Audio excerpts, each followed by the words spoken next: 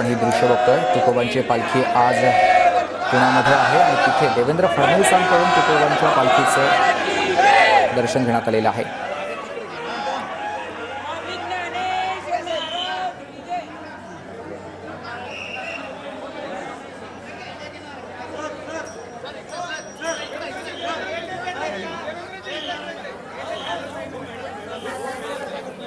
तर उपमुख्यमंत्री देवेंद्र फडणवीस संत तुकाराम महाराजांच्या पालखीच्या दर्शनासाठी आलेले आहेत। निवडुंग्याच्या विठोबा मंदिरामध्ये तुकाराम महाराजांच्या पालखीचा मुक्काम आहे आणि देवेंद्र फडणवीस हे संत ज्ञानेश्वर महाराजांच्या पालखीचं दर्शन घेण्यासाठी पोहोचलेले आहेत। वारकऱ्यांकडून देखील देवेंद्र फडणवीस यांचं स्वागत करण्यात आलेलं आहे।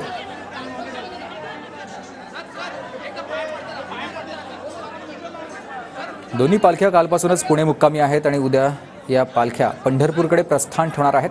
मात्र त्याआधीच आज उपमुख्यमंत्री देवेंद्र फडणवीस यांनी संत तुकाराम महाराजांच्या पालखीचं दर्शन घेतलेलं आहे।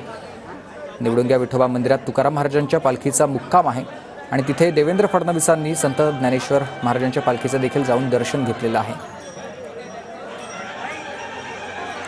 2 दिवसांचा पुणे या ठिकाणी पालख्यांचा मुक्काम आणि माऊलींच्या दर्शनासाठी उपमुख्यमंत्री देवेंद्र फडणवीस हे पुण्यामध्ये दाखल झाले आणि त्यांनी संत तुकाराम महाराजांच्या पालखीचं दर्शन घेतलेलं आहे। ही दृश्य आपण बघतोय।